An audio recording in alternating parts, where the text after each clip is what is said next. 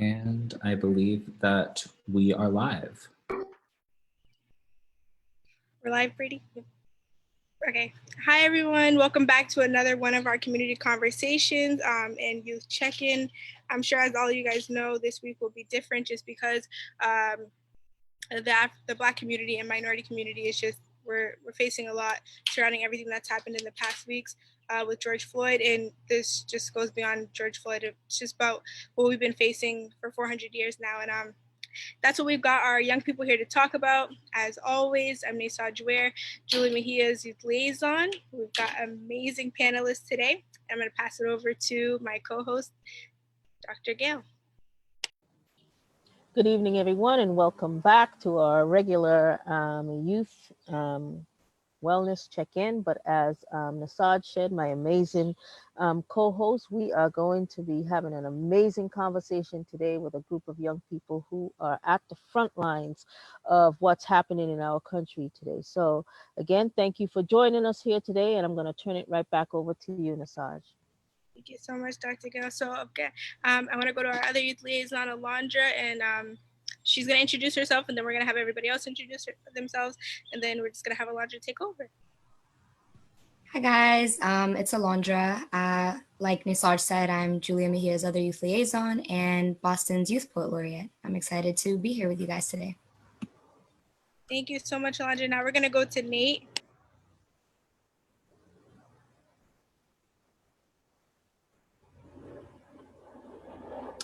Nate, you're on mute. I think he... I was saying, give me 1 second. I had to back out of that. I was trying to share the Facebook link. But yeah, how's it going? I'm Nate. I work for the Center for Teen Empowerment as a program coordinator. Glad to be joining you guys on the panel today to talk about what's going on out there. You know what I mean? There's a lot that's taking place in the city, and I'm excited to really just start getting the word out on how some people can be involved and how I've been involved, and sharing some stuff. Thank you. We're going to go to Carrie. Hello, everyone. Love, peace, and hair grease. I always say that to everybody. My name is Carrie. I'm 19 years old right now. I'm going to UMass Boston for business, majoring in business management with a concentration in marketing and minoring in political science. I've also been doing a lot of social justice activist work alongside teen empowerment, along with Nate. I'm also on the Boston Community Action Team. And just overall, I'm just an activist in the community that is excited to connect with other young people who are also doing this work so we can mobilize even stronger. Thank you so much, Carrie. Louis?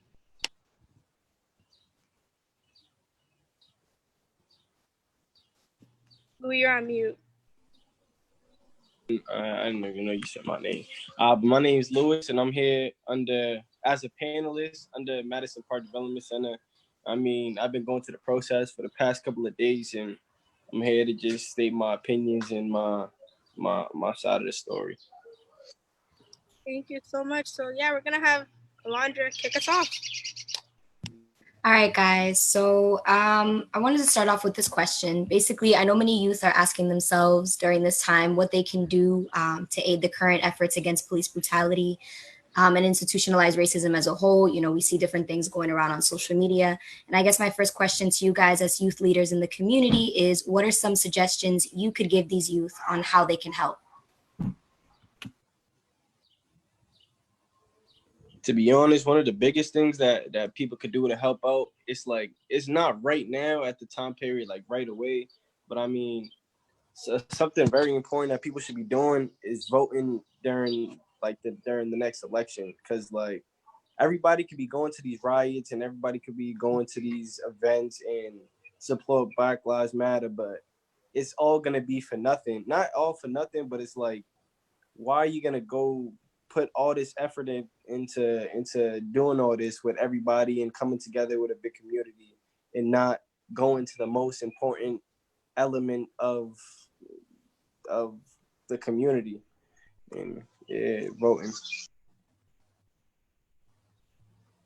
I think for young people, one thing that's always on the forefront of my mind is the social media aspect of it. not everyone is equipped to be like on like the front lines and like really like out there. You know, because you know, we all like have been in situations where we get into like those fight or like flight reactions, and you know, for a lot of us, it's like like being in those situations is not always like the most healthy for us. But there's so much information out there and so many different actions that can be taken like via social media that it's like ridiculous. You know what I mean? Like just sharing petitions that you find and come across, sharing times and you know, meeting dates for like different hearings that are taking place, like some of the ones that we heard and saw about today. I think is a really great way for young people to be involved, especially with like, you know, the parental concerns and things like that. It's like this is like one of the safer ways to do that. And I think, yeah, I would love to see more young people doing that actually, because like it shows that we're informed not just about things that are going on like outside, but also in like our own neighborhoods, but also things that are going on systemically. You know what I mean? Those aren't always things that you can see. You can sometimes see the impact of them, but you can't always see the actual system itself. And you know, those posts on social media really do help to inform not only the community but ourselves as well. Good. Yeah, I totally agree with Nate. And I agree with Lewis. I feel like a huge thing that young people can do right now is register to vote. You know, as we know, George Floyd's brother has spoke about on the issue, and he talked about, so what is next after these protests, after the rallies, you know, what is next? And he said, we need to vote. Our people need to vote. We need to be influencing the policies that impact our lives and impact our communities. So if you're a young person, please pre-register to vote. And like Ayanna Presley, who was our first Black Congresswoman of Massachusetts, said, the people closest to the pain should be closest to the power. So therefore, I would say civic engagement. Also, using social media. We're in a world right now, our world is going in the direction of technology. What better way can we make more people aware than to use the social media platforms that we have? So keep sharing those posts, keep on using the hashtags Black Lives Matter, keep on holding your elected officials accountable if they're not using their platform to uplift Black and brown voices. You know, and like Nate said, staying informed, you know, is very important. I feel like, you know, if we can stay educated on the bills and the laws that our policymakers in Boston are trying to make, then it can make things a lot better. Sign petitions too. Petitions are also important. Yeah, I just want to agree with what everybody was saying. Definitely, Carrie, I want to touch on the point that you said, because I always believe like the people that are living the realities need to be the people that are in the spaces of power. And I just want to say, like, as a young person, I feel like the biggest thing we can do is just educate ourselves, and not even like the education that we receive in schools, but the education that they won't teach us in the classroom, because that's the biggest thing. When I think of it, I'm like, our people are telling us like protesting is not enough. Like all these like what happens after the protest, and I truly believe like education is how we get to those spaces of power. Because a big thing I also like to say is like nobody's gonna hand us a seat at a table. We have to go and get it. We have to go and take it ourselves. Thank you guys. All those different responses, they definitely connect to a lot of the different things that I know people are also talking about outside of this conversation. And definitely moving into my next question, when you guys start talking about social media and technology, if there's one thing that a lot of people tend to argue about is whether it is correct or not to be posting videos and pictures of police brutality or other forms of injustice against the Black community and other people of color. You know, some people say yes because it brings awareness. Other people say no because it traumatizes. So I guess my question to you guys is when we talk about social media and the influence that it has, do you guys think, do you believe that these photos and videos should be released, or do you feel that they shouldn't be? I feel as though that people are gonna use social media in any way they want to. You feel me? Like social media is just a disconnect from reality, and you get to go into your own world and go into your own feelings and go into how you feel about certain things, and nobody can say nothing to you because like you're not face to face with nobody, and you're like social media is just like you're using that as a cover for how you really feel. The things you share, the things you post, the things you write about, it's just a reflection on how you are. So like if people are posting those videos, it's because they feel some type of way about it, or if people don't like them, it's because they feel a type of way about it. It's like everybody has different perceptions on how things is going, and I don't think you can control what people post on there. Yeah. One thing I want to say to that, yes, it is traumatizing. And at the same time, I feel like people have to realize that white supremacy and the systematic racism is traumatizing to my life as a Black woman every single day.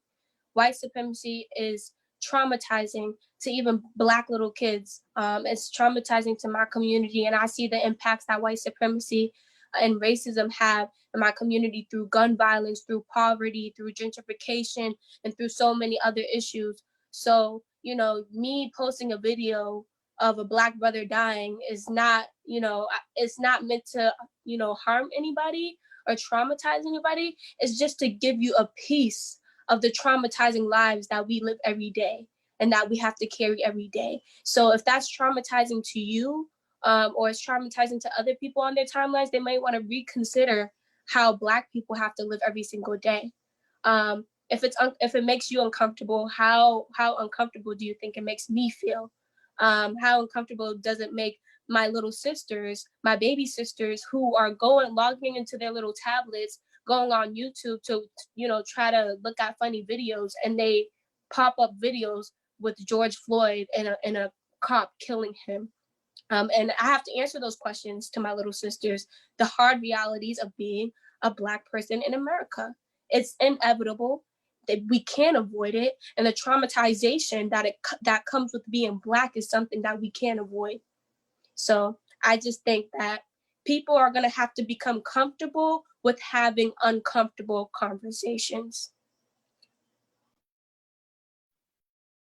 Yeah, definitely. I agree. I think for at least from what I've seen so far on social media, I haven't seen anything that has done more to really traumatize me than on social media than what I've seen in real life or how I've lived in real life. So I think, to Carrie's point, it is important to have trigger warnings when it comes to those things, because there's there's power and sensitivity as well. But I don't think that we should stop sharing and we should stop posting, because in turn, what happens when we stop sharing and what happens when we stop spreading the word is that they look at us and say that, and we become complicit in the actions that are being taken against us, right? Because we're not willing to put ourselves at risk and our peers at risk to make sure that it doesn't happen to us as well.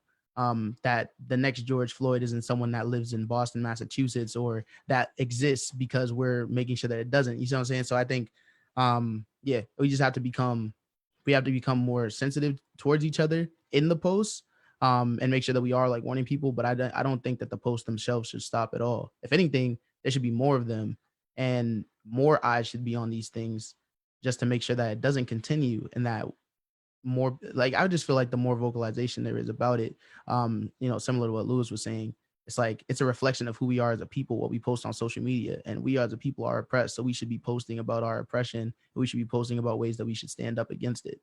Right. Yeah.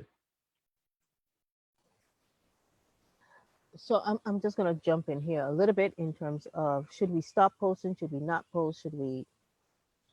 I wouldn't say we should stop, but I want us to also be mindful of the fact that, what is the intent of the people who are posting it? Is it to show that, this is how we, lynch our Black men and women in this country? And are people who are posting it getting some sense of excitement and relief out of it, while at the same time you're traumatizing the Black community? So yes, it brings light to what's happening to our people in this country. Yet at the same time, we have to look at the intent behind the people who are posting it, and what is the message that they're trying to get across to our Black and brown communities, that this is okay to do this kind of stuff, and we're going to show the world that we can do this, right? So it's that balance that we have to strike. I'm not saying that we need to know what's going on. We need to know, but also we have to be mindful of, are they doing it to continue to keep us mentally trapped? Right. to keep us psychologically in chains in regards to that. So we have to pay attention to that, because we want to have a community of young people who is going to lead this world and or lead our communities, and not be so internalized or psychologically damaged by what they're posting and sharing on social media. So as for us as Black people, we need to be cautious about how much we pay attention to it. Yes, we should see it. Yes, we should know what's going on. But after a while, we should say, no, we know that it's happening. We put a stop to it. And please don't continue to do that, because what you're doing is in some ways, again, sort of brainwashing us. And we need to be mindful of that too as well. Yeah, and really, Sorry, no, go ahead, Carrie, go ahead. And really quickly, I just want to add on to that point. I did not watch the video of George Floyd. I'm sorry. As a Black woman, as a person who has a Black father, and a Black brother, Black uncles, I did not watch the video. I just have to believe Black people when they say it. And I feel like that's the problem with the oppressive system that we have, that when we do try to hold these systems accountable, they don't believe Black people when we say it the first time. Why should it have to take a traumatizing video to surface all over social media for you to believe me when I say I can't breathe? So I believe people the first time when they said the video, I feel like we wouldn't even have to get to the point of posting those type of videos if we believe Black people when we say it the first time. Yeah, I just want to thank you so much, Carrie, for bringing up that point. And I can totally agree. Like, I remember a couple years back when they dropped the documentary on Netflix about Trayvon Martin, and my mom was like, "Come watch it with me," and I was like, "Mom, I can't. Like, that's not even something that I could even bear to look at, because it's traumatizing for us." And it's like, we shouldn't have to keep watching these things to know like there's actual problems in the world. And before I speak on the question that Alondra posed to the group, I just want to introduce Eva. Eva, if you want to introduce yourself to us, please. Yeah, definitely. Hi, I'm Eva. Thanks for having me. I'm the Civic Engagement Fellow at Madison Park Development Corporation. Thank you so much, Eva. So yeah, back to what Alondra was saying. I just think there should definitely be social media posts, and I say that because I look at social media posts as a form of education. When I'm on social media, I'm learning about different people's perspectives, and as much as it kills me to see people like Donald Trump and white supremacists on social media, that I like seeing that stuff, because now I need to know where you're coming from. Like, how is it that you think like so bad about Black people? How is it that you don't believe racism exists? And for me, like, that stuff is important for me to learn that stuff, because that's how I feel like as Black people, that's how we better our argument. That's how we strengthen our fight, by knowing what these people are thinking, so we can tell you, well, no, that's not actually true. So thank you so much, Alondra. Yeah, before we move on, to a different question, I got to say that I'm in agreement with everything that has been said. Part of why I pose that question is because I see that back and forth a lot on social media.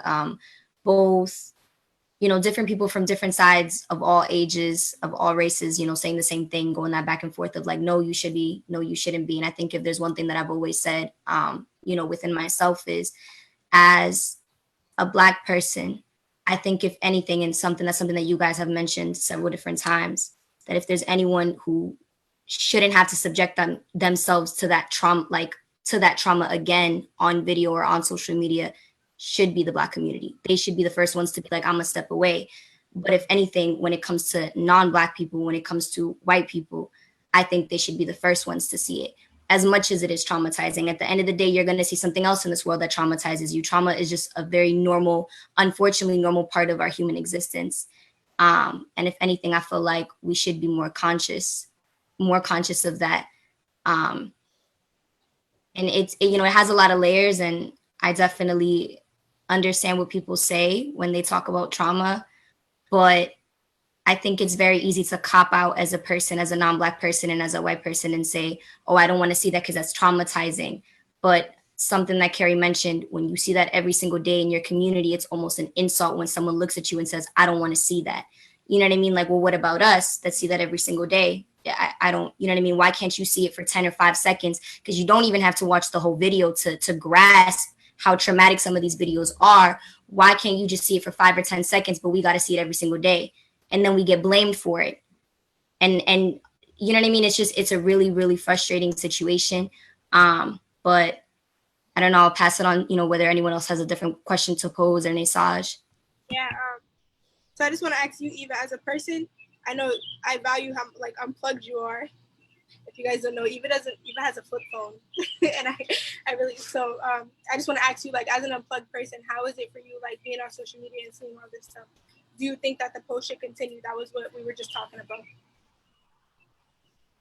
about. And specifically the posts of like police brutality. Is that what you're talking about specifically? Yeah, Black Lives Matter, the whole entire movement. Okay. I'm really interested in what Alondra said, so thank you for that. I,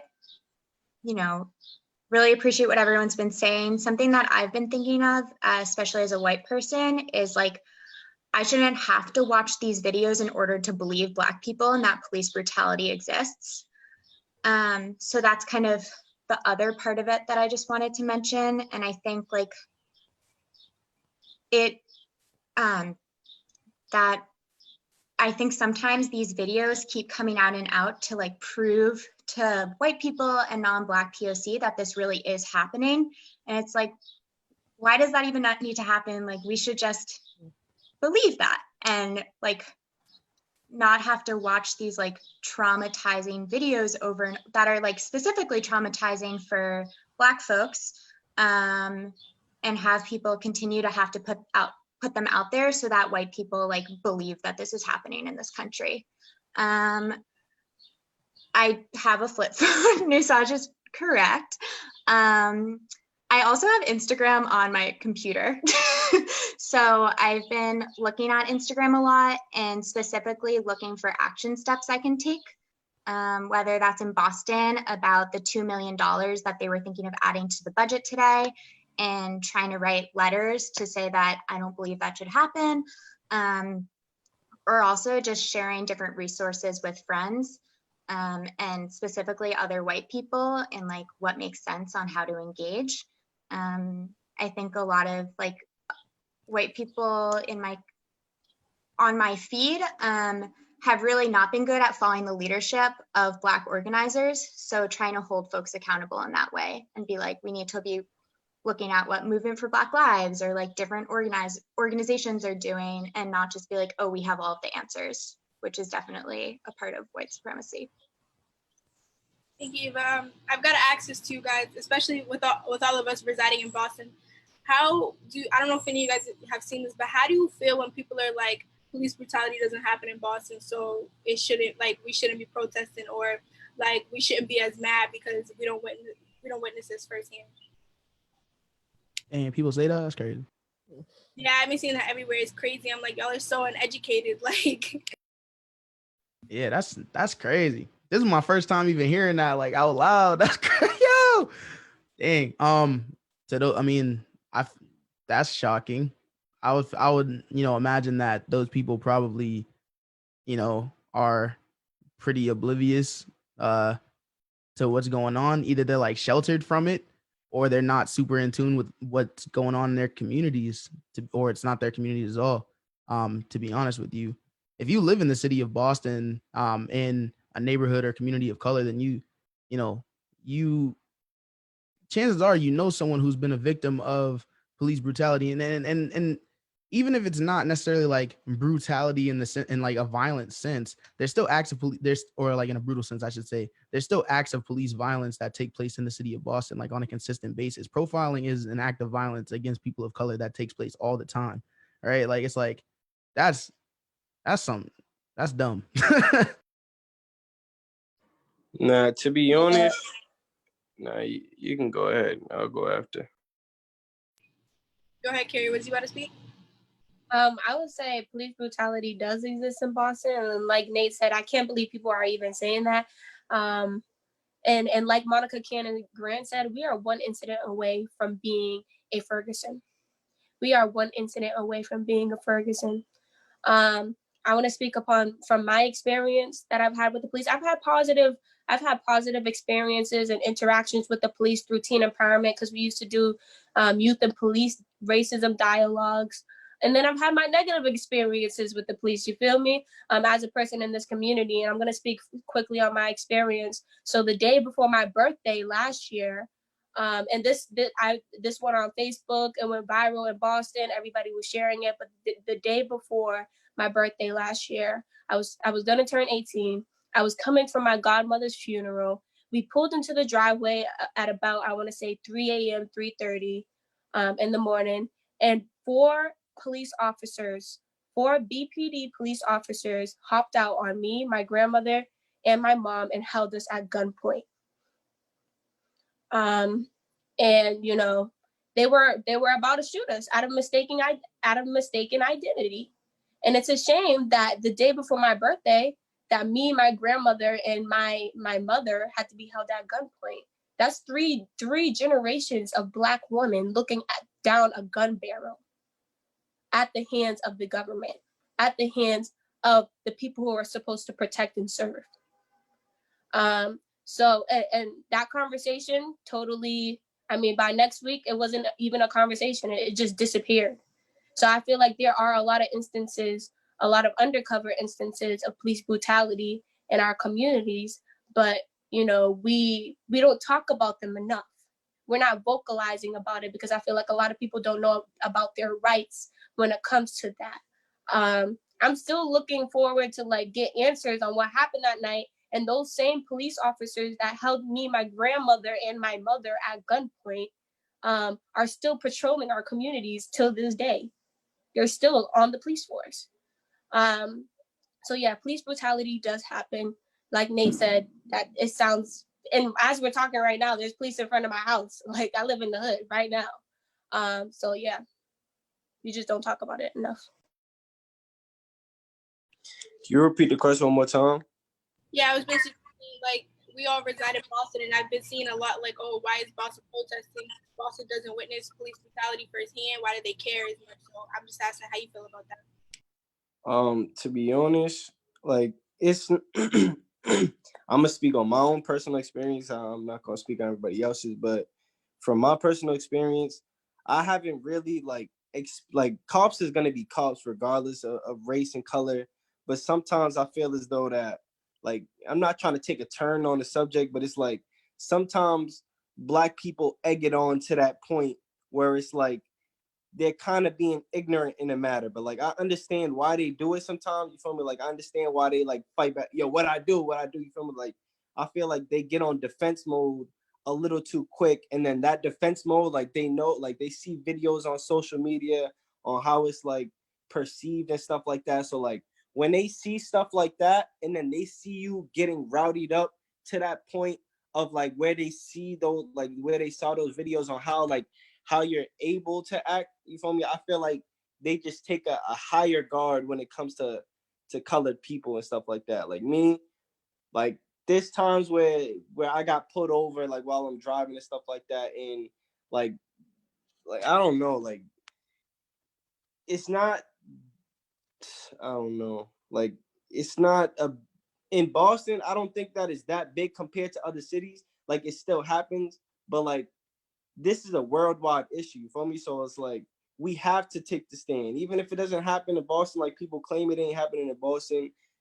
We have to take that stand and still agree with the people in Minneapolis because they're going through it, and we're the same color as them. And there's white people that agree with them. Like there's people of color that just that go through that situation. So I mean, everybody got to stand with each other.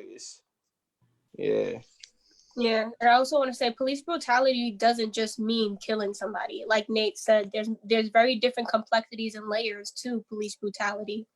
Like racial profiling is another form of police brutality.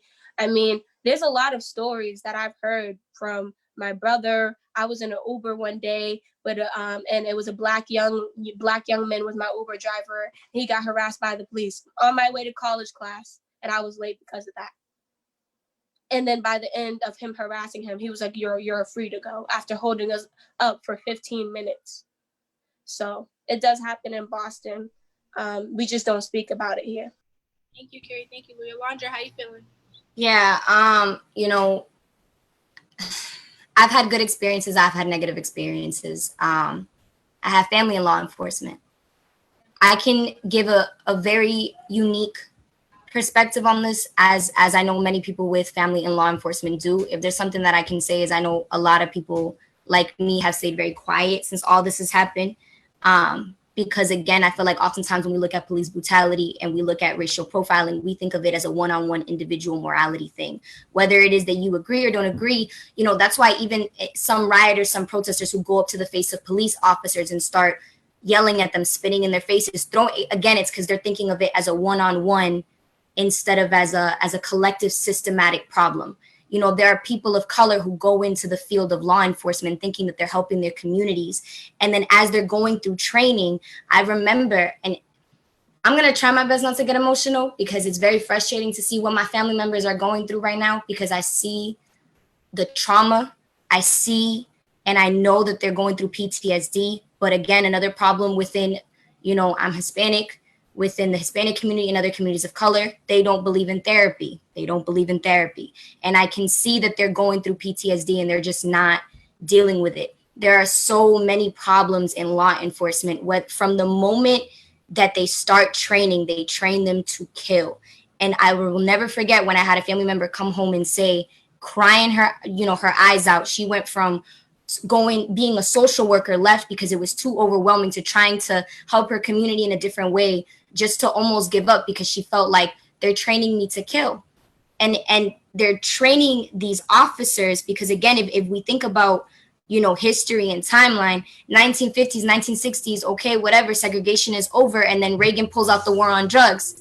And then he's giving and allowing and enabling police who, I'm pretty sure at that point, most, you know, I don't know exact statistics from that time period, but most of them were white, right? Enabling them to be able to go out and do whatever and target specifically Black communities. And then obviously as more Hispanics come in, whatever, then Hispanics too and other communities of color. So then none of those laws and regulations. Dang, Alondra, we can't hear you no more. The audio, we can't hear you no more. No, we can't. She was spitting though. I don't know. I'm hip. She was spitting. I was just about to say she was spitting. How about now? Yeah, we can hear you now. Go on, finish. Oh my God, I hate my internet. Okay, my bad.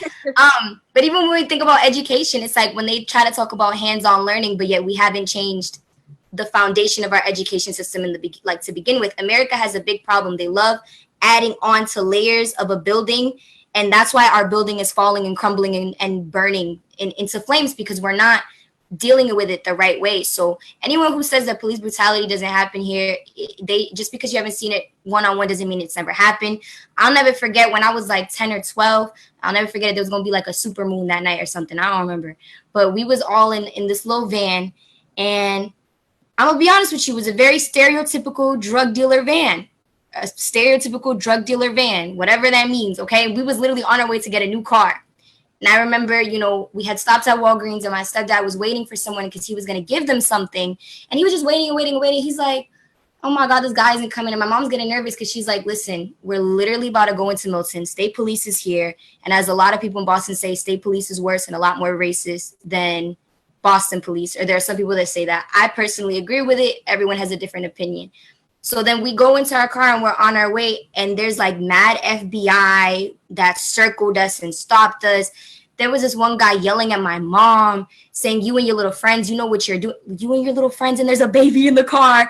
And my mom was like, why are you stopping us? And she kept asking the same question. I've heard of this happen a lot during like periods of, you know, when you're getting racially profiled, you ask them, why are you stopping me? And then they just don't want to tell you, because they know that they're probably going against protocol right now and just going off of assumption by stopping you. That's why they're not telling you why they're stopping you.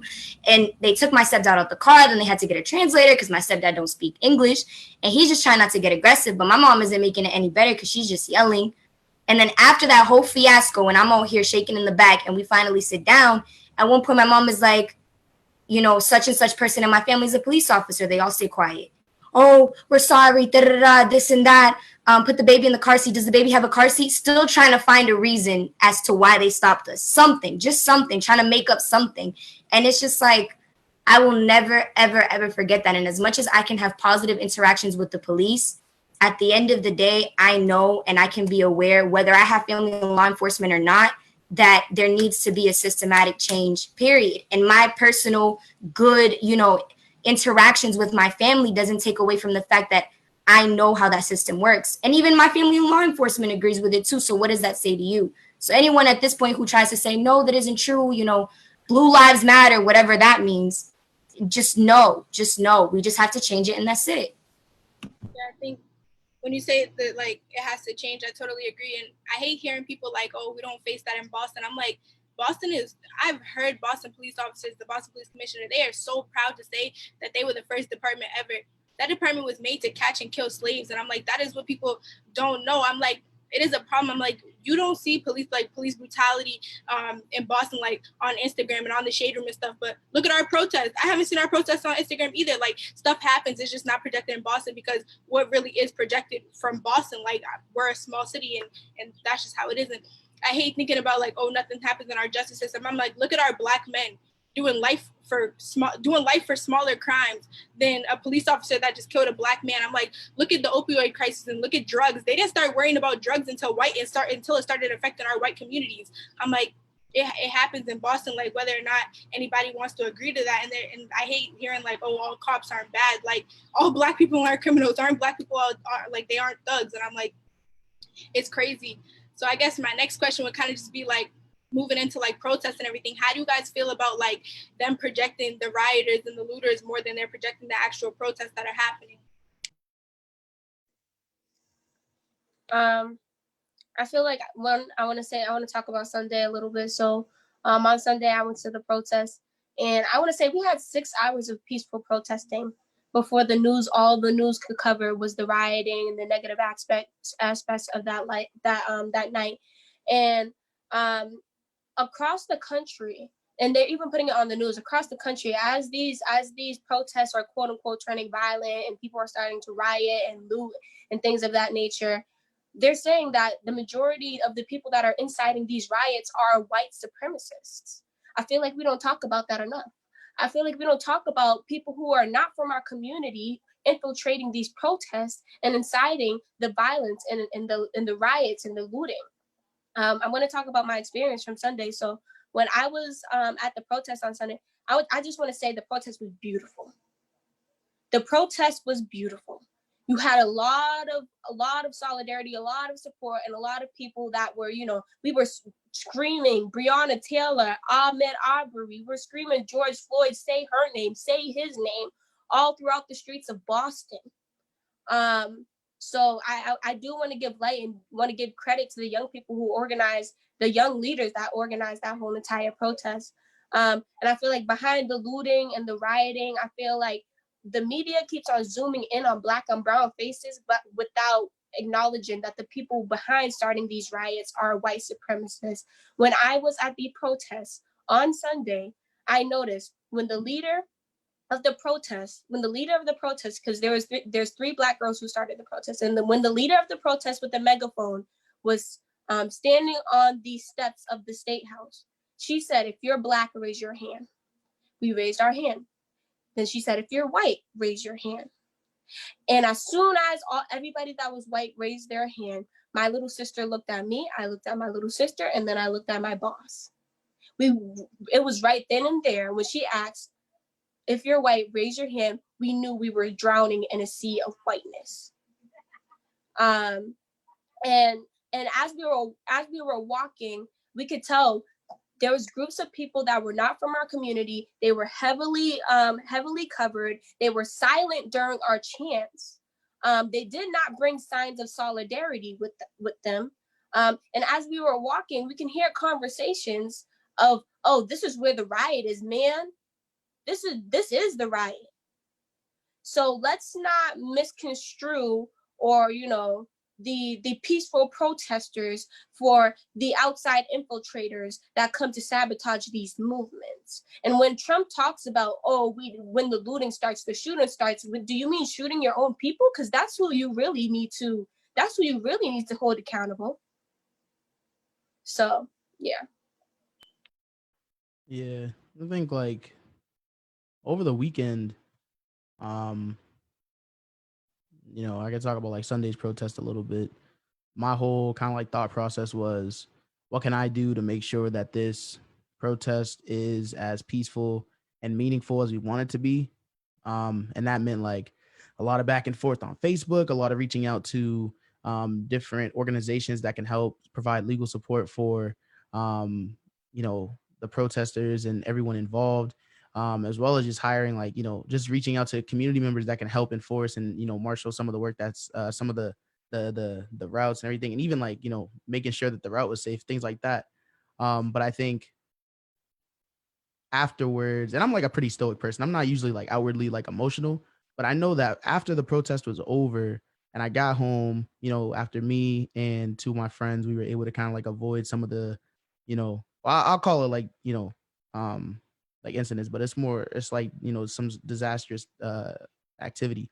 After we were able to avoid some of that stuff from taking place and get out of there safely, I was like tearing up and like, posting. It's just like the frustration that I felt was less so on the people who did kind of like start inciting a quote unquote riot at the end of our peaceful demonstration, but it was for my community members, because I know for everyone that I was with earlier in the day that had worked very hard to make sure that everything went successfully well and everything was did remain as peaceful as we wanted it to be. It was just like insulting, because we're from the community and we care about the individuals in this. To see people, and you can even look at like the list of the people who were arrested, and you'll see there's a disparity there, because those are not, like, if I'm being completely honest, those are not people that are from here. Those are not people that look like us, and those are not people that were involved with our message. And it's just some of them were, and guaranteed.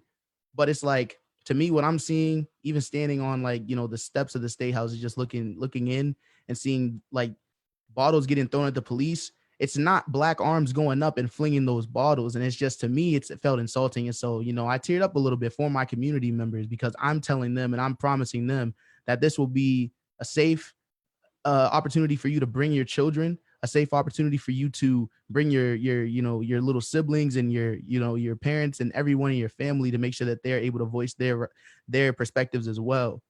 And to have it in that way, to me, was just saying that not only did we lie to the community, right, but it wasn't us who allowed those our truthful words to become lies. And that's what hurt the most, I feel like. So that's what I can say about it.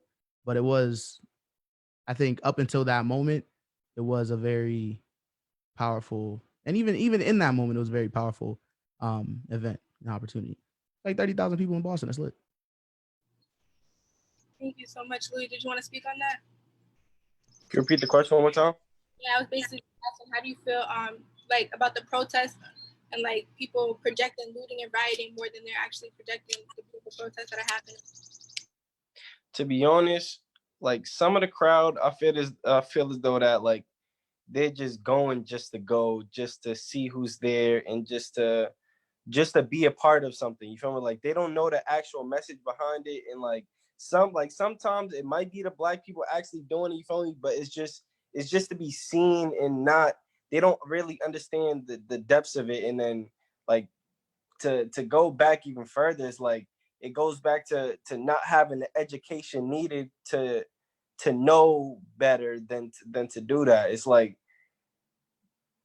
because like, oh, I'm freezing up my words real quick, but like I was speaking to my brother the other day, and it's like when I was taking pictures of him in front of the cop car and stuff like that, and it's like I saw some Spanish kids hopping on the cop car, stomping on him, trying to get pictures of him stomping. He's posing on it. It's like they're doing it for attention, and like that's not the cause of us doing it. It's like people need to get more educated and really go back to why they're really doing this, and try to come up with a solution with it.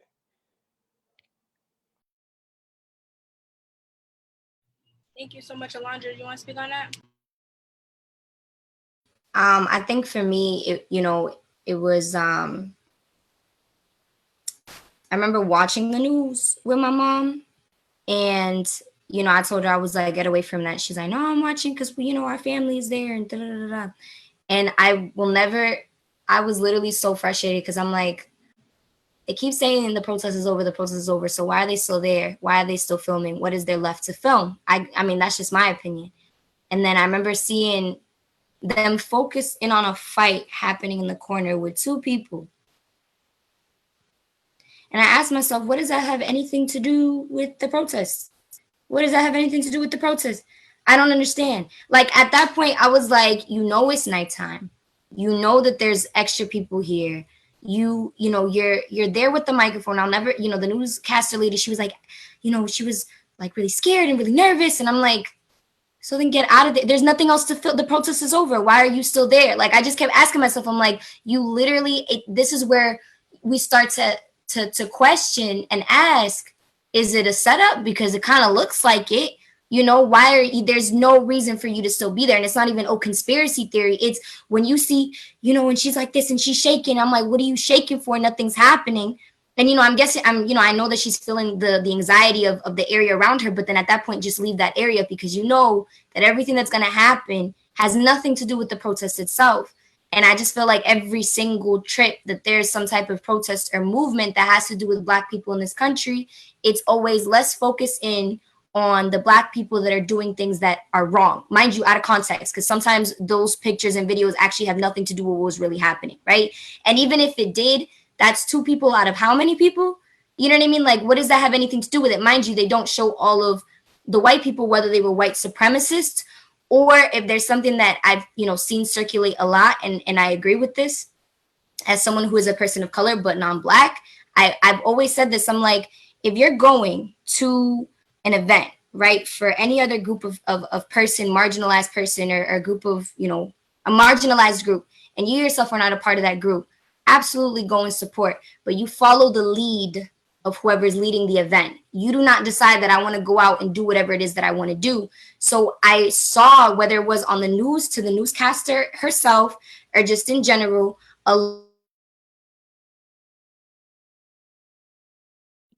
Did she pause for all of us? Yeah. I believe she's paused, yes. She's always preaching. I'm hip.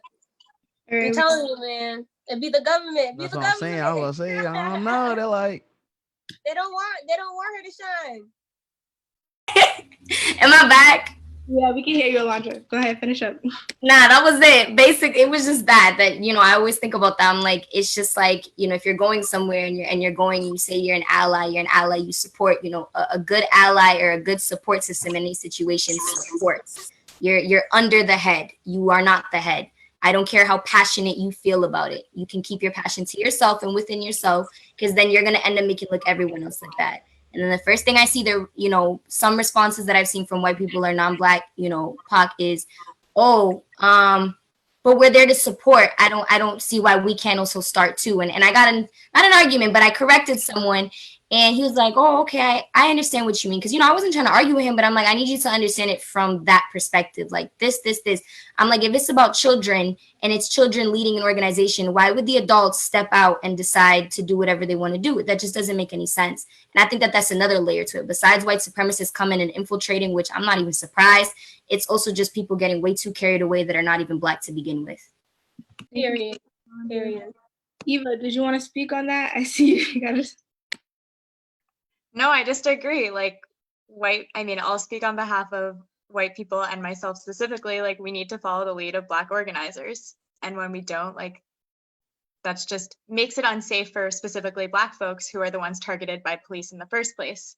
And then also, I didn't stay until the end on Sunday, but I was there yesterday. Was it yesterday or 2 days ago? The Black Lives Matter protest, the vigil. 2 days ago. Yeah, and I mean, it also seemed like the police were trying to incite violence then. It was largely peaceful. And then I watched as like cop cars start driving into the crowd to scare folks and slowly come out.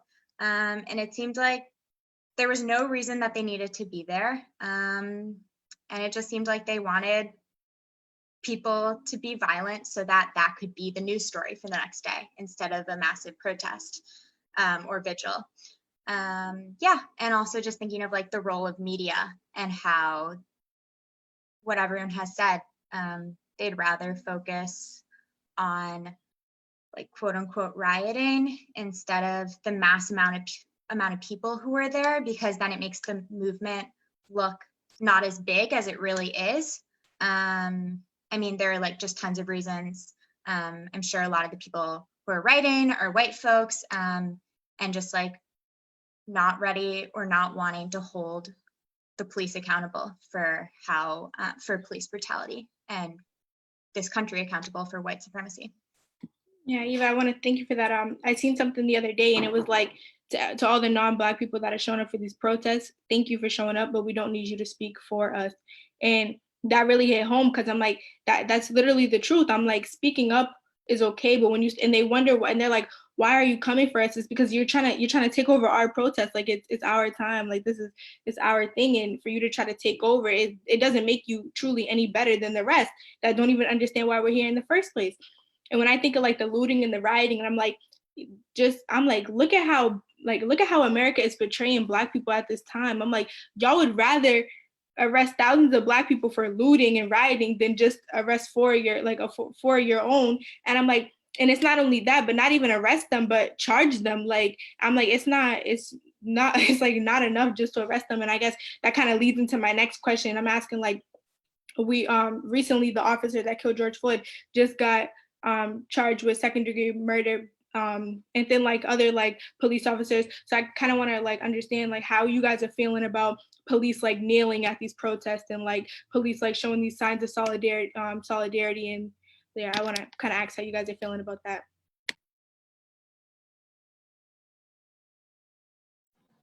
I mean, if they support it, they support it. Like, if like I was watching Kiki Palmer's thing on Instagram, and she was talking to the military guys, and it's like they have to do their job to a certain extent. But I mean, like, for them do it, like, it was the army dudes too. It's not like your Boston police and nothing like that. It was like the straight army dudes and stuff like that. It's like they respect the movement, but it's like they still need a paycheck, and they still need to get paid for what they're there for. It's like somebody's telling them, go to that post and stay there, don't do that, and blah blah blah. It's like, and just like news reporters, it's like they're telling them to go to these specific things and catch any story that you can, and catch anything you can to like just to excite the people and get them rallied up and stuff like that. And like through the police, is like I respect the people that's there and not like fighting back and not really doing nothing. But like, I mean, some of them still supported behind their mask. Like some of them is just faking it at the same time. So I feel as though that the people that really march and like break the protocols, that don't look like normal police, that's marching like as much as they can, you feel me, they got my respect. But the rest that's just faking smiles and just, I don't know, I don't know. Yeah, no, I think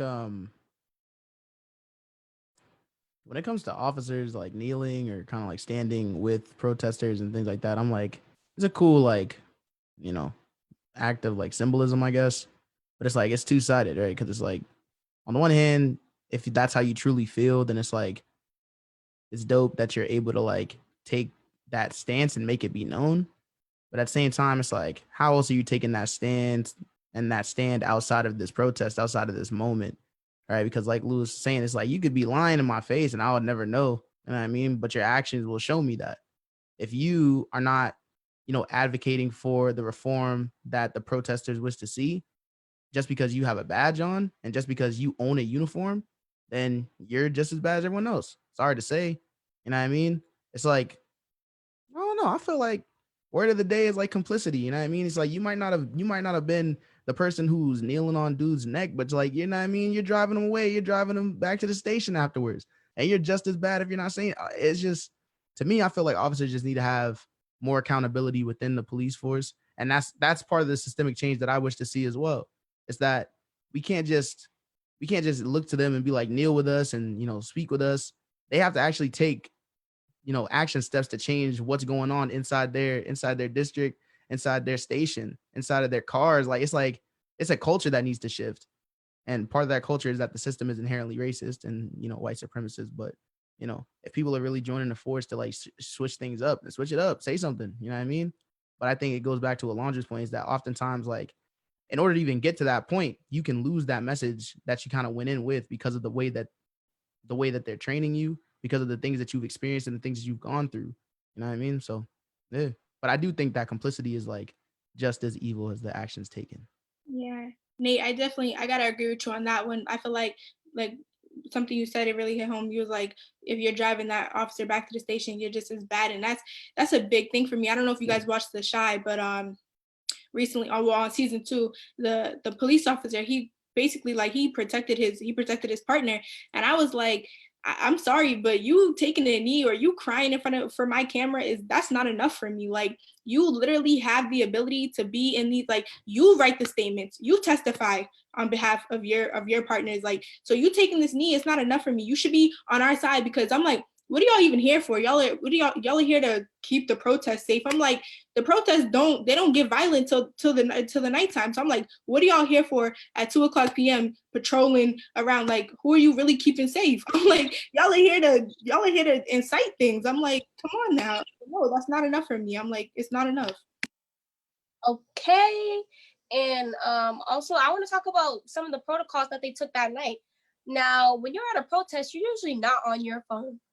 Why did I get calls from people saying that I don't know which elected officials or whether the commissioner tweeted this, but they were like, well, the protest is over, so if there's any protesters, it's time to go home. How are you gonna get that information out to the protesters that are out there at that moment?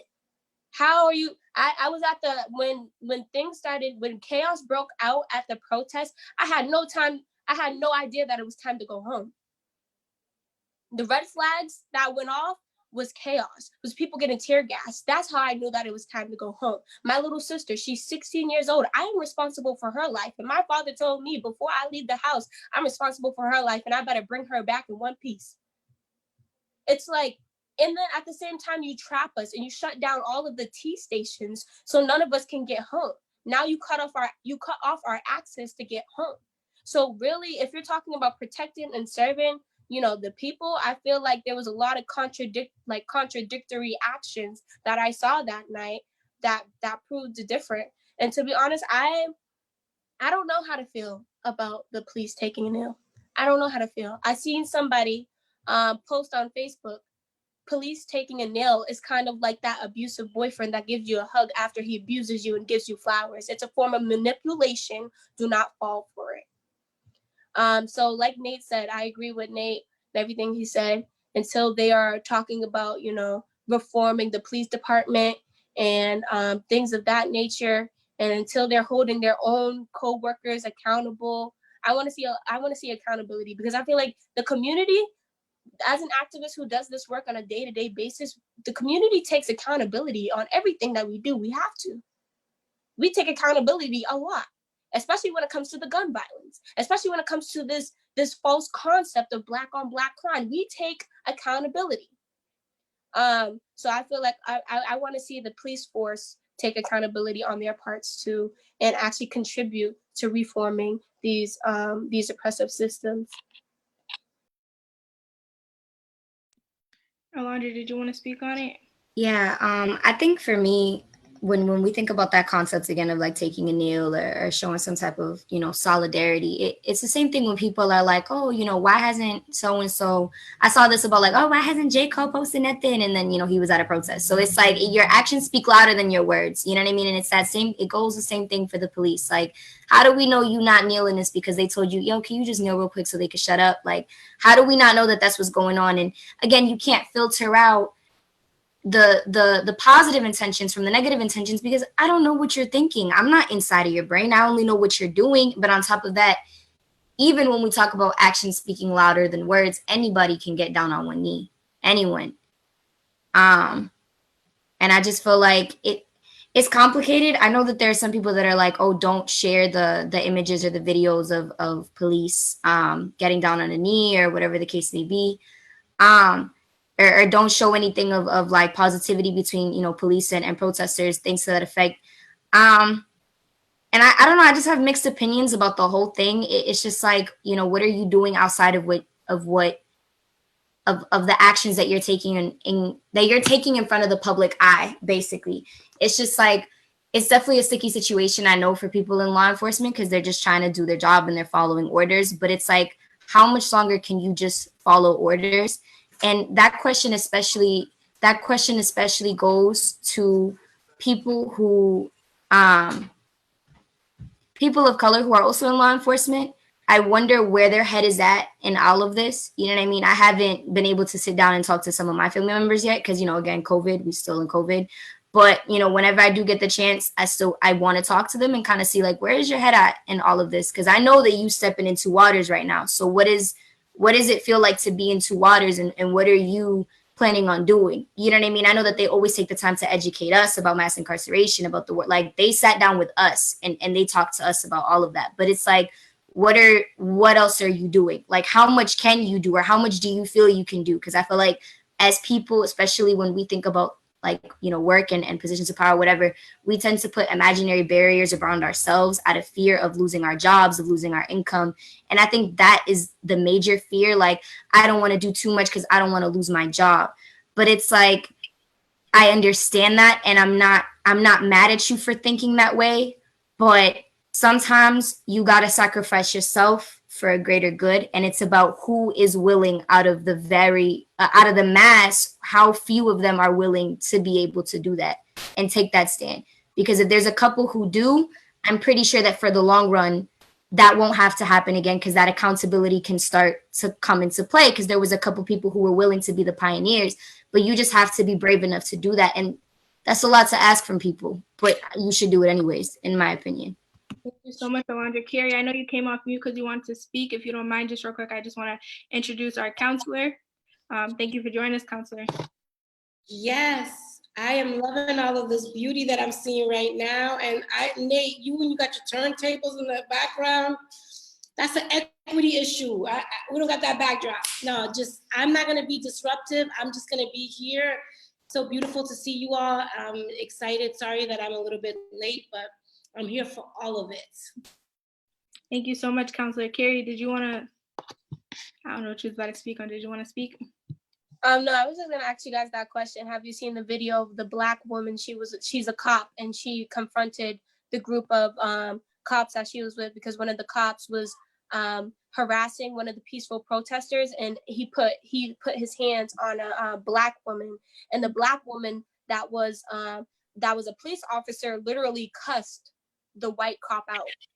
And I was like, yes, I need to learn her name. Say her name too, because when we say his name and say her name, we're not talking about only our fallen soldiers. We're also talking about the soldiers and the Black leaders that are alive right now. So I need to see more cops like that Black queen that I saw in that video. And also, are we allowed to ask questions to Julia as well? Yeah, you can pose questions. Go for it. So, hey, Julia. Okay. Thank you so much for, allowing us to use your platform to voice young people's voices. And my question to you, for a lot of the young people that are watching, is like, what is some of the action steps that you've taken as city councilor to prevent police brutality in our communities? Yeah. Thank you for that. So first of all, let me just be real. This is not my space. This is actually Naesoj and Alondra's space. I just happen to be tagging along. So we created this for them. So I have this is not mine, this is theirs.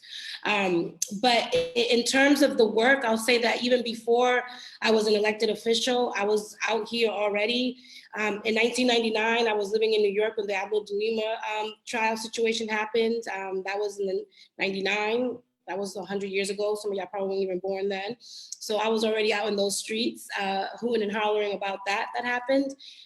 In 2016 here in Boston, when Ferguson was going down, when the issues that were happening around police brutality, a group that I founded called Determined Divas, we organized and created an opportunity to bring people from all across the city of Boston together to talk about these issues. And as a counselor, I've only been in this position for over 100 days or so. I'm still learning my way around it. And I'm in a system that was never really created for me to be in. So I know I have a lot of work to do. And as a result of this, every single public hearing that we have hosted, I've gone really hard about how we're utilizing our BPD budget and whether or not we're really investing on the things that matter in our community. I've been pushing back about how police are utilizing their overtime.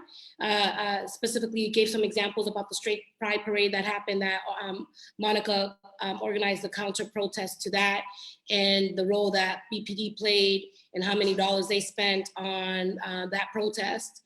So really being critical about the money, because at the end of the day, you got to follow those dollars. And if those dollars are not being utilized to help bring the service into the protect and serve situation, then we have a problem.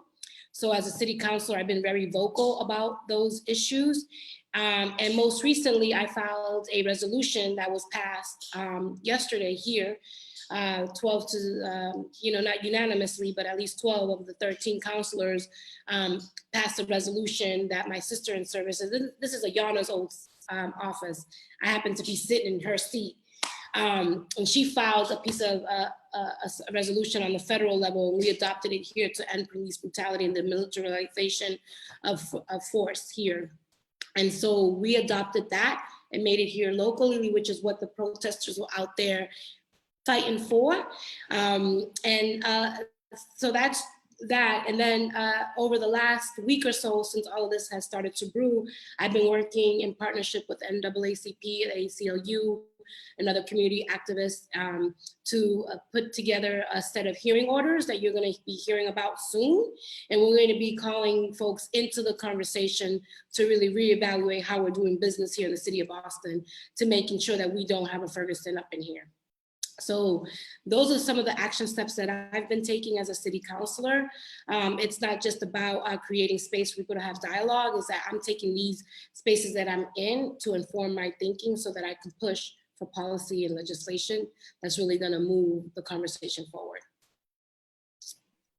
Thank you so much, Counselor. I heard you mention the resolution that got passed yesterday. Can you talk to us a little bit about the 10-step plan that everybody's posting about? Yeah, so for the first time ever, y'all, I have to go read because there's 10 of them. I can't remember, I don't even remember our little 2, but there was a whole bunch of them. But that's what y'all love about me. Y'all pull out the 10 plan and y'all can help me out with it. But I will tell you this, for the first time ever in the state of Massachusetts, we have representation on the federal, state, and municipal level. Never have we had this much political power. And so what we decided to do as electeds of color across the state of Massachusetts was to gather and put together a 10-point plan. You know how the Panthers did back in the day? Because this is about liberation for our people. And it's not just about police brutality, it's about all the brutalities that we have been faced with and dealt with, okay? So this 10-point plan is on the federal level, on the state, and on the and then on the municipal level, which is the city government here. And it's looking at issues around education, housing, policing, issues around public health. So it's a comprehensive plan and a set of policies that we're going to be fighting for across all level of governments to help push our people forward. So that 10-point plan it's looking at the interconnected issues of all of the systemic racial policies that have been put in place to keep us where we're at, and we're about to dismantle the system with these set of policies that we're producing. But here's what I have been saying, is that it can't just be Black and brown people fighting for these things. We need our white, not allies, we need our white colleagues to do their job too and file legislation that is for our liberation.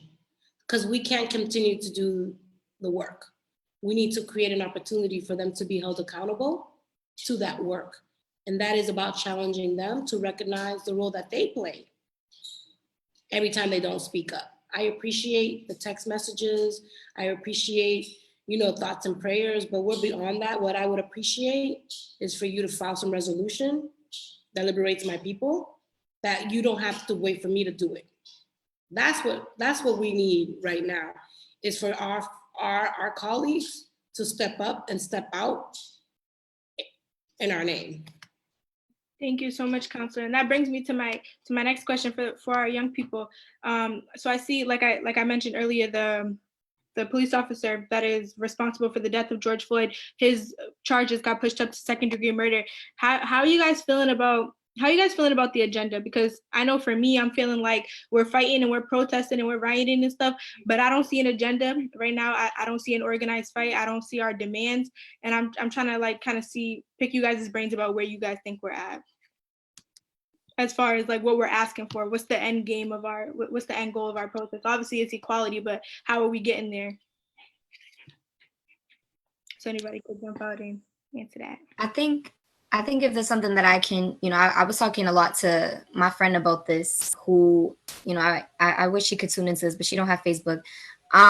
We've been having all these exact same conversations. So then having this again with a bigger group of people is definitely really motivating and very enlightening as well, to see where everyone else's heads is at.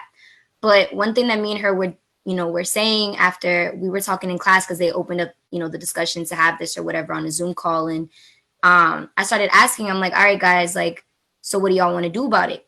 Crickets. I'm like, guys, so what do y'all want to do about it? Like, I'm like, what are we going to, we have so many resources. Our teachers have been teaching us, how to reach out. Like, we've been complaining that they don't teach us about our power. And then they literally switched the curriculum, thanks to them, to teach us about how to speak to representatives and how to, use our power. And for those of us who can't vote yet, like, how can we still get involved? So I'm like, all right, what should we do? And I think if there was something that me and my friend, that we were talking about was, she's like, wouldn't it be really interesting to do, our own research? She was talking more about the police specifically and like how they're trained. And she was like, I've been like looking at videos on how they're trained, and I want to keep looking at that. And I want to do like different like research and statistics, And she's like, and I don't know, I have a couple questions that I want to pose to the mayor and like to the police commissioner about how those different things work. And I was just listening into what she was saying, and what she was basically saying was, she was like, is there a way for us to like almost draft a different police system than what we have now, if that makes any sense? And she was like, I know that's, it's a big thing what we're saying, but we were like, we talk about change and we talk about making changes, but we know that we can't just keep adding rules upon what we have. Like, we have to change the rules that we already have and kind of think about something completely different, because there's other people that are saying, let's just get rid of police altogether. So I'm like, all right, if we want to do that, so then what are we going to put in place? Like, you can't just throw out, different things and you're not even giving like a supplement to that.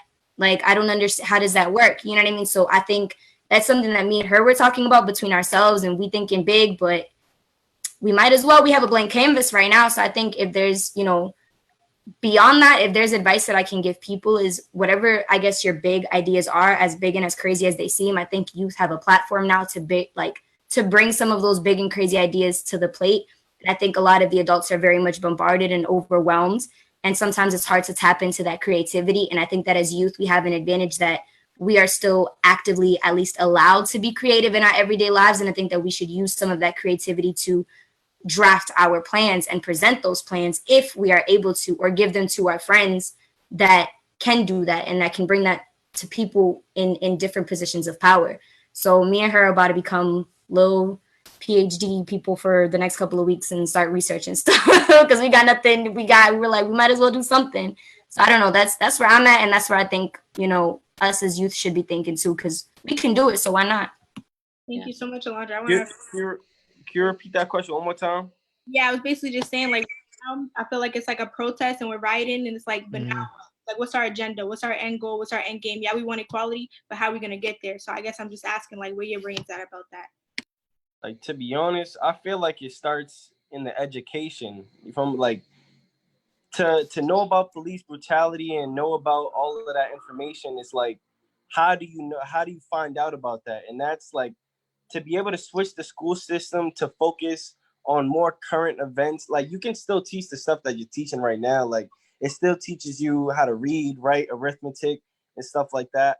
But I mean, like, in history class and stuff like that, it's like, learn the history of Black people and learn more history about where we come from, or more our original roots. And like, I think the school system should start paying attention to urban planning, seeing how things are see how things are currently, and be able to come up with plans to be able to move forward. And like, I believe that if you learn that in school, when you go tackle a career, something like that, if you go to a job opportunity, you'll be able to see, like, you'll be able to notice within yourself what you want to do and be able to plan out everything that you need to do. But I feel as though that young people, like, they don't ever see the light of the tunnel. Like, they don't teach us how to see that far. They teach us what's in front of us, and we have to do whatever they say right then and there. And it's like, that, I feel like they're going about it the wrong way. So education, I think that's the key. Yeah, I think I agree. I think, like, it kind of harkens back to what you had talked about earlier, or one of the questions that was asked earlier about how young people can be involved or how people can continue to be involved. I think, like, educating ourselves is a huge thing. And advocating for ourselves is also a huge thing. Because, like I said earlier, like, some people aren't the same way that some people aren't built for, like, that frontline action of being, like, out there and, like, the protest and kind of, like, getting people's attention that way. Some people are more like, what I mean, on the other side. Not everyone is built for, taking political action or doing, like, that extensive amount of research and, like, putting in that effort on that front. So I think it's a collective effort, right? When I think of, like, what we're going to do, I think, well, we're not going to stop protesting, right? That's, like, the first thing. And then also what needs to happen at the same time as these protests are creating, like, solidified, like, demands as far as, like, what it is exactly that we want from our politicians and from this system. What do we want to see change? And then figuring out, and, like, Alondra mentioned this as well, is, like, researching what exactly it is that's being done elsewhere that, may be able to happen here. I know, like, over the weekend, I did a lot of research just figuring out, like, exactly what Congresswoman Presley's Congresswoman Presley's her resolution, what exactly it entailed. And some of those things were really powerful because those are things that people have fought for already and have either failed or we've seen the difference that it can make. And I think, especially regarding, like, this issue of police brutality, it's like standing behind that is an action that you can take. And then advocating for that is an action that you can take. And I think we're lucky enough to be able to live in a state or a commonwealth, and a city where we have people that are able to defend us in ways that are meaningful because they're from where we're from. And I think, standing behind those politicians, standing behind our elected officials is definitely one action step that I would say people can take. But also just researching and making sure that, what they are saying is what they're doing, and it's also what makes sense for us. Thank you so much. Carrie, did you want to speak on that? Yeah, I agree with what everybody said. I want to also talking about making this information and this education accessible to young people, because I feel like a lot of people are understanding the struggles that they're going through, but they're not understanding the systems behind those struggles and what's causing it. And I feel like, we're so hooked up on the effects, but we forget about the cause. And if we kind of like what Nate said, if we figure out how to construct a solidified demands that we can present to our representatives and that we can present to our elected officials in Boston, because one thing that how Boston is different from cities all across the country is that we have a lot of elected officials that look like us. We have a lot of elected officials that come from our communities. They understand our struggles, and not only that do they understand our struggles, but they're able to implement policies that's best fit for our communities. So I feel like we need to continue to advocate, continue to make noise, continue to sign petitions. And I feel like we need to diversify the way in which we do activism. Because like Nate said, not everybody can be on the front line and not everybody can be protesting. So how do we find other ways to creatively educate and to strategically get that information out to everybody in the community, and especially young people? How do we even educate disconnected people who have power? And then I feel like another thing is, I feel like we really need to educate ourselves on the roles that our politicians play in Boston. Like, for instance, Rachel Rollins is a person that we voted into office, which she's an amazing district attorney for Massachusetts. And but why is it that a lot of young people don't know what the role of a district attorney is unless they face them in court? So I feel like we should, one, like everybody said, keep advocating for young people. This is also an intergenerational effort. This is not just young people. I feel like adults play a huge role in this effort to creating systematic change. So holding people accountable, holding political officials accountable, standing behind the elected officials that are for us, like Nate said, because there's a lot of them that's for us in Boston because we voted them in. And so, yeah, and getting people registered to vote. I feel like that should be one of our priorities. Thank you so much, Carrie. Thank you so much for all of that. Thank you, all you guys. Counselor, we're coming to you. Yes. Oh my God. So I've been in like 5 panels. I can't remember what I said where, but I said this somewhere else, and I got to say it here too, is that, you know, I started off my career in youth development working with young people, because young people, right, recognize their power and still have a sense of hope. Adults have been just, a lot of adults can't see the bigger vision just because they just can't for some reason, because we have been brainwashed to believe that we're hopeless and helpless, right? Young people, this is one of the reasons why I love working with young people, is because y'all have the answers, right? And you have the energy and you have the ability to believe what is possible, and you have the know-how on how to make it happen. So I love, Alondra, you had said earlier about what, you know, in terms of creating your own platform. Listen, we work for y'all. Elected officials work for y'all, right? You have to shift your thinking in terms of who has the power. The power really lies within the people. The power really lies within the young people. And once you get your other fellow peers to recognize that power, there is nothing that y'all are not going to be able to do, which you already been doing it. Young people, if you look at the history, have been leading marches and protests for eons, right? So this is nothing new. This is just dressed up in a whole different decade and a whole different fashion show right here, but it's the same issues, y'all. And it's still young people who are in the front lines making it happen. And so you all need to recognize that from the get-go. The other piece that I wanted to just uplift is that, you know, I talk a lot about being an Afro-Latina and claiming my Black roots. When we talk about building power, we need to help people understand their Blackness, and we need to center these conversations around the issues of colorism, right? And we need to be real, that there's a lot of hate out here, and that everybody's carrying their own little implicit biases in their backpacks. Everybody got work to do, right? And we have to get to a point where we're building with each other, not tearing each other apart. And this is the problem with movement building, is that people are often in struggle with other groups of people, and it's hard for you to move an agenda if not everybody is coming to the table and putting their differences aside. This is part of the work, and that's going to require us pushing people to feel uncomfortable in spaces they normally don't operate in, because it's going to take a massive lift here for us to change anything. But I will say this, and this is the last thing I'll say, and then I'll shut up, is that I won by 1 vote. You all have to recognize that every single vote matters. If it didn't, they wouldn't work so hard for us not to vote. Okay? I am that urban legend. I want you all to recognize that the power comes in the people who you put in office, because that's how dollars get put back into our community. And my hope is that every single one of you all will either run for office one day or run a campaign. But this is about power building.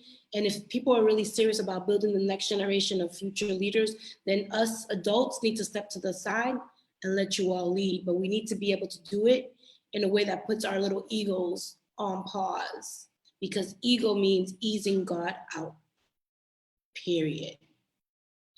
And I'm gonna send this back to Naesoj so she can handle her business. Thank you so much, Counselor. I was just talking about the election that happened with you a couple of days ago, because often when I talk about education, I think all Black and brown young children, like all minority children, we need to be at the head. And what I always think about is they've made it in our minds so that we can't all win together. That's what I think about. I think about how when me and my friend, like when we're going out for things, we're like, okay, you're gonna go out for this and I'm gonna go out for that, because we know that we can't both go out for the same things. And I hate that we've been trained to think like we can't all win at the same time. And I bring you up, counselor, because I'm like, I remember learning about your candidate and the person that you were going against. And when Jeannie had told me that they asked you for a recount, I'm like, why? Like, I'm like, they were friends. Like, she could trust that you were going to do the same exact thing that she was going to do in office, but still she asked you for a recount. And I'm like, that's because we've been trained to think that we have to be the people, like we have to be the person in power, and we can't step back to let our counterparts do it. Like, I'm like, we're all people facing the same exact thing. We're like, we don't all have to be at the head. We can be each other. Like, I'm like, look at a neck. Like, it takes a neck to move ahead. I'm like, we could all be there doing the same exact thing. I'm like, we don't always have to be at the top, and not one of us just has to win. All of us can win. And on that note, I just want to thank all you guys for being here. And I just want to say we're going to close it out a little different. So I had the pleasure of being with Becoming a Man today. And I kind of want to ask you guys, as our closing out question, what are you going to do to make sure that you are educating yourself and others during this time? And then the second question is, what are you going to do to make sure that you are not devaluing, I don't know the word, devaluing, if that's a word, other Black people and yourself? And we could start with Nate, since I think we opened up with you, Nate. We can close out with you. That's how they get you. I think what I'm gonna do just to continue to educate myself, like I put it in the chat, but like, you know, I'm a part of like a group of students and teachers, and you know, people who are students who strive to become teachers, to go through a reading of a short book called As Black as Resistance. And I think everything that I take away from our meetings and that, you know, that book, I'm going to make sure to share to not only my peers, but also the young people that I work with through teen empowerment and also mentor. I think it can prove to be a valuable resource in that front. And in order to negate my own devaluing of Black lives, I will seek to continue to empower our voices through my art. Thank you so much. Alondra, we'll come to you. I think that in terms of educating myself, I need to get more books. I've been seeing a lot of posts going around about different books, and I'm like, I need books. Like, I need, you know, we studied in class Michelle Alexander's The New Jim Crow. I remember, yeah, there we go.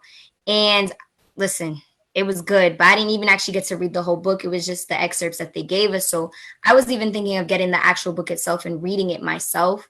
And, you know, just staying informed on whatever it is that our elected officials are doing, and seeing how I can move on that. And can you repeat the second question one more time? Yeah, what are you going to do to make sure that you're not devaluing Black lives in your life? I think the major thing, you know, for myself is, I know there's a lot of people who they get annoyed by the amount of posts amplifying Black voices, which I don't understand why you would get annoyed by that. But I'm going to continue to do that. I'm going to continue to fill my platform with that. And if they feel some type of way, then that's on you. I'm just waiting for the follower count to drop. It hasn't dropped yet, but which is, you know what, maybe that's a good thing. Maybe people are paying attention, but that's definitely what I'm going to, you know, consider doing in my life, and taking care of my Black friends and making sure that they're okay and not overfeeding themselves with information, and telling them that if they need to take a step back, to take a step back, and just doing what I can do from where I'm at. Thank you so much, Carrie. We're coming to you. So I agree with Alondra. I definitely need to read more books, and I've been thinking about reading The New Jim Crow and books like Between the World and Me by Ta-Nehisi Coates. So yeah, just reading. I know that's not like, I'm not a bookworm, but you know, trying to get involved and definitely reading more socially conscious books.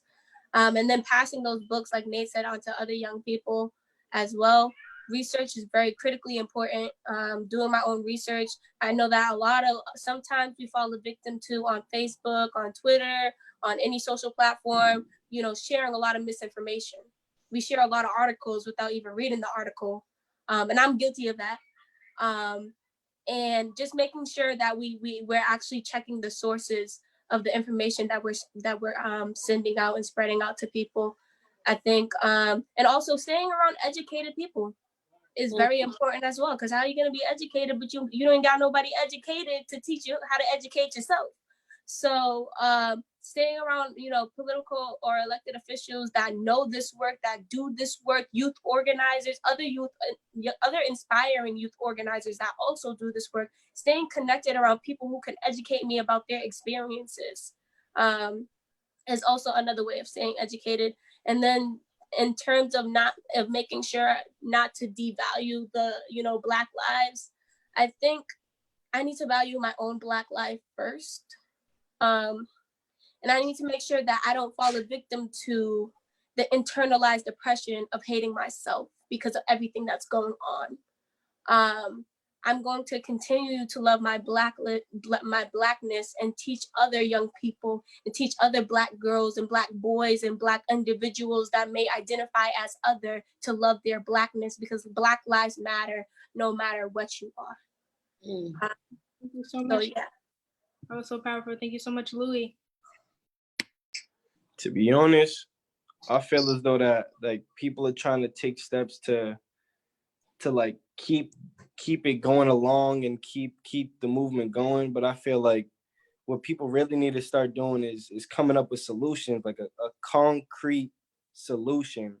Like these riots and stuff, like they send a message that we're here, but like, what are we gonna do with the message now? It's like all this stuff that's going on is like people don't like, now that all this is happening, like there's not no real leader that's really saying this needs to happen, this needs to happen, and this needs to happen, and we're not gonna stop till it happens. But it's like, it's more like, this is not fair. This is, why is all this going on? Black Lives Matter. You feel me? Like, it's more generalized how it's going on right now, and I feel like I'm like, with me personally, I'm gonna see the whys of why it happened, like how it got to this point, and like how did everything form into the way it is, and like coming up with a solution on both behalves, not looking at only the Black side, but like coming to a mutual understanding instead of just trying to just like, I don't know, just a mutual understanding. Thank you so much, Louis. Eva. I will continue following what Muslim Justice League and Families for Justice as Healing in Boston are putting out. And they're making calls to defund the police and put that money into schools, into public programs, treatment centers, et cetera, in Boston. So continuing to see what they're asking me to do, and like sending testimonies, sending whatever kinds of things they need. And also, I'm from Brookline, and they recently just laid off 200 teachers, and mostly like arts programming, and then newer teachers, which means a lot more teachers of color. And then the 5 highest paying people pay, like town officials, are all cops. So really trying to push my own community as well to rethink like what we value and how much we're paying people and why we're not paying teachers as much as we are paying police. And then I also just like want to keep unlearning racism, keep unlearning anti-Blackness, keep teaching my own, like other white folks, family members, friends, like pushing us all to be a lot better and to be better advocates, and also like be held accountable. I think a lot of times I've noticed in myself and other white folks, like it's I'll just speak for myself, but that like the second that somebody says, oh, you did something wrong, like this is a better way to do it, it's like, oh my God, like I'm not doing the right thing, I'm a bad person. And I have to be like, no, like that's the point. I'll always have to show up and like be held accountable and like keep getting better. And it's a lifelong process. Thank you so much, Eva. Dr. Gayl. So for me, I do a lot of reading, and I want to continue doing a lot of reading as a way to educate myself about not only my community, but about my own Blackness. I like what Carrie said about, starting with self, and I enjoy being Black in my skin, and I will continue to be Black in my skin. And then in terms of, in terms of your second question, I would say I would continue to stand for rather than against. And now that we have protested, we need to request that we get and demand that monies be funneled back into our community and let us decide how we're going to use that money within our community. Thank you so much, Dr. Gayl. Counselor? Yes. So the first question is, what am I going to do, right? Educate yourself and others. Yeah. So I used to read a lot. I haven't had a chance to read in a long time. And so reading is I've gotten several books gifted to me of books that I need to read. So I'm going to be reading and nourishing my mind and grounding myself in movement building and power to the people situations out here. So reading some good books to keep me inspired, and writing. I used to write a lot when I lived in New York, and I stopped writing. That's a way for me to disconnect. But capturing this moment in time is going to be really important for me to do so through my creativity. So I'm going to be doing a little bit more writing. And then what am I going to do is like, you know what, I'm gonna keep it 100% about my Blackness, right? I'm an Afro-Latina. I'm gonna keep reminding Latinos that we're Black. And whether they don't wanna hear it, I'm gonna keep screaming it, right? Because at the end of the day, we can't just be like, yeah, I'm here for you, but just deny everything that deals with color, right? No, we are Black and we're gonna own that and we're gonna be about it and we're gonna fight alongside and with our brothers and sisters, period. That's what I'm going to continue to do, is elevate the realities that we can't continue to just sit by the sidelines. We need to lean into our Blackness and be loud about it. Thank you so much, Counselor. As for me, I think I'm just going to continue to not only education in school, but out of school as well.